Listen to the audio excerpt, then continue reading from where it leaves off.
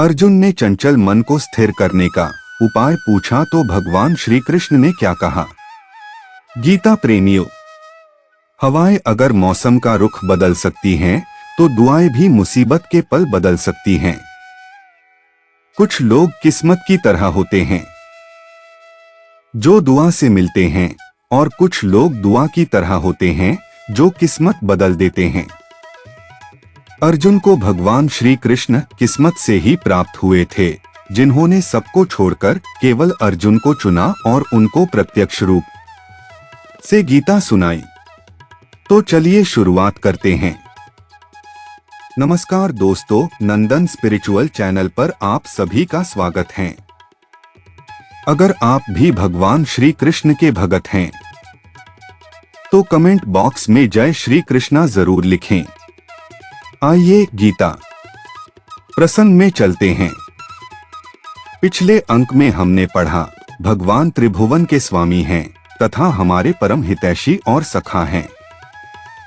श्रद्धा और विश्वास के साथ अगर हम दृढ़ता पूर्वक हरि चिंतन करें तो भगवान का साक्षात्कार निश्चित है। अब आगे भगवान मनुष्य को अपना उद्धार करने की प्रेरणा देते हैं।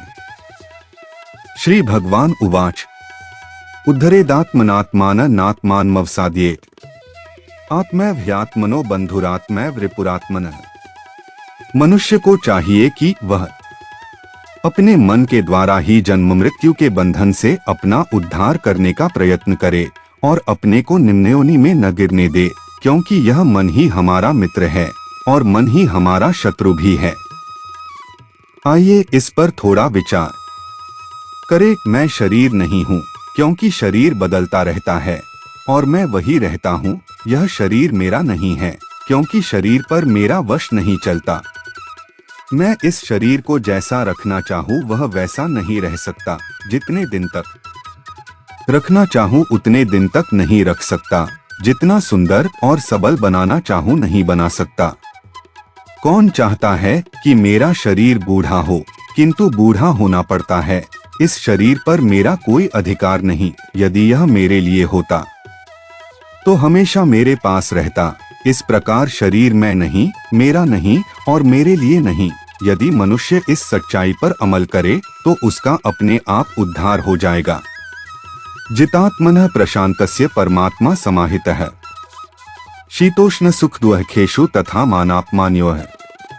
जिसने अपने मन को वश में कर लिया है, उसको परम शांति स्वरूप परमात्मा पूर्ण रूप से प्राप्त हो जाता है। उस मनुष्य के लिए सर्दी गर्मी, सुख दुख और मान अपमान एक समान होते हैं। अर्थात जिसका शरीर में मैंपन और मेरापन नहीं है, वह अनुकूलता और प्रतिकूलता में भी निर्विकार रहता है, क्योंकि वह मानता है कि सुख दुख और मान अपमान तो आते जाते हैं, पर परमात्म तत्व ज्यों का क्यों रहता है। यो मां पश्यति सर्वत्र सर्वं च मयि पश्यति तस्याह न प्रणश्यामि स च मे न प्रणश्यति। भगवान कहते हैं, हे अर्जुन, जो मनुष्य सभी प्राणियों में मुझ परमात्मा को ही देखता है और सभी प्राणियों को मुझ परमात्मा में ही देखता है, उसके लिए मैं कभी अदृश्य नहीं होता हूँ और वह मेरे लिए कभी अदृश्य नहीं होता है। श्रीमद्भागवत कथा का एक बहुत ही रोचक प्रसंग स्मरण में आता है। ब्रह्मा जी जब गाय बछड़ों और ग्वाल बालों को चुरा कर ले गए, तब भगवान श्री कृष्ण स्वयं ही गाय बछड़े और ग्वाल बाल बन गए। केवल ग्वाल बाल ही नहीं, बल्कि उनके बेंत, सींग, बांसुरी और वस्त्र आभूषण भी बन गए। यह लीला 1 वर्ष तक चलती रही, पर किसी को इसका पता नहीं चला। जब बलराम जी ने ध्यान लगाकर देखा तो उनको गाय बछड़ों और ग्वाल बालों के रूप में भगवान श्री कृष्ण ही दिखाई दिए। ऐसे ही भगवान का सिद्ध भक्त सब जगह भगवान को ही देखता है। उसके लिए यह जगत सर्वम विष्णुमय जगत है। कर्मयोगी परमात्मा को नजदीक देखता है, ज्ञानयोगी परमात्मा को अपने में देखता है और भक्तियोगी परमात्मा को सर्वत्र ही देखता है। सर्वभूत स्थितं यो मां भजत्येकत्वमास्थितः सर्वथा वर्तमानोपि स योगी मयि वर्तते। भगवान कहते हैं, हे अर्जुन, योग में स्थित जो मनुष्य सभी प्राणियों के हृदय में मुझको देखता है और भक्ति भाव में स्थित होकर मेरा ही स्मरण करता है, वह योगी सभी प्रकार से सदैव मुझ में ही स्थित रहता है। अर्थात भगवान और भक्त दिखने में तो दो हैं, पर वास्तव में एक ही हैं। भक्त में भगवान है और भगवान में भक्त है। भगवान में अत्यंत प्रीति होने के कारण भक्ति योग का साधक भगवान को प्राप्त हो जाता है। आत्मोपमेन सर्वत्र समपश्यति योर्जुन, सुखं वा यदि वा दुःखं स योगी परमो मतः। हे अर्जुन, योग में स्थित जो मनुष्य अपने ही समान सभी प्राणियों को देखता है, सभी प्राणियों के सुख और दुख को अपना ही सुख और दुख समझता है, उसी को परम पूर्णयोगी समझना चाहिए। वह भक्त सभी प्राणियों की आत्मा में भगवान के ही दर्शन करता है। वह सभी शरीरों को अपना शरीर ही मानता है, इसलिए वह दूसरे के दुख से दुखी और दूसरे के सुख से सुखी होता है। गोस्वामी तुलसीदास जी रामचरितमानस के उत्तरकांड में संत के लक्षण बताते हुए कहते हैं, संत सांसारिक विषय वासनाओं में लिप्त नहीं होते, शील और सद्गुणों की खान होते हैं।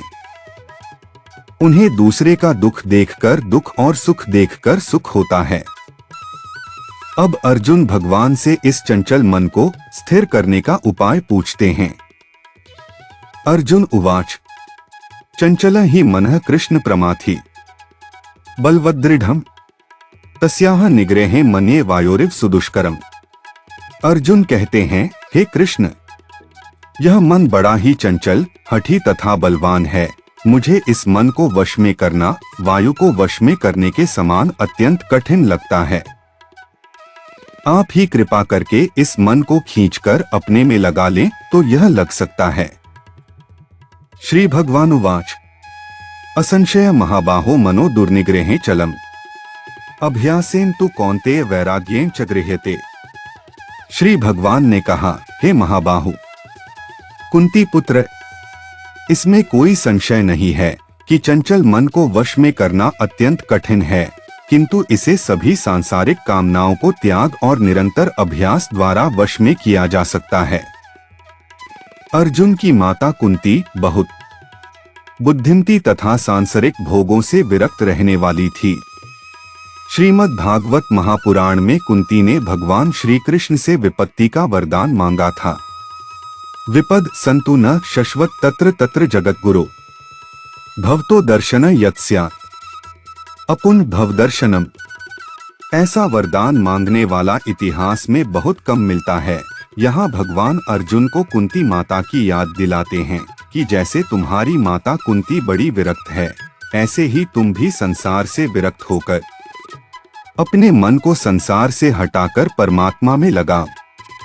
अर्जुन उवाच, ऐत्यः श्रद्धयोपेतो योगाच्चलित मानसः अप्राप्य योग संसिद्धि का गति कृष्ण गच्छति।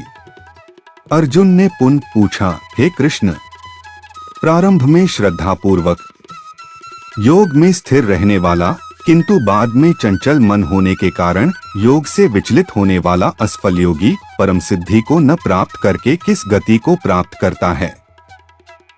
श्री भगवानुवाच, प्राप्य पुण्यकृता लोकानुशित्वा शाश्वतीयः समाः शुचिना श्रीमता गेहे योगभ्रष्टोभिजायते।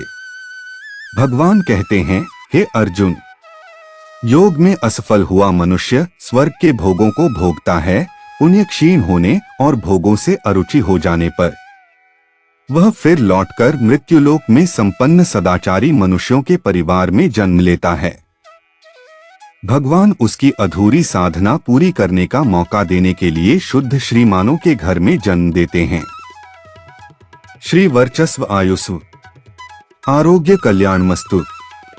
अगर आपको यह वीडियो अच्छा लगा हो तो इसे शेयर जरूर करें और इसी तरह के अन्य वीडियो देखने के लिए जुड़ी रहें आपकी अपनी चैनल नंदन स्पिरिचुअल के साथ। जय श्री कृष्णा।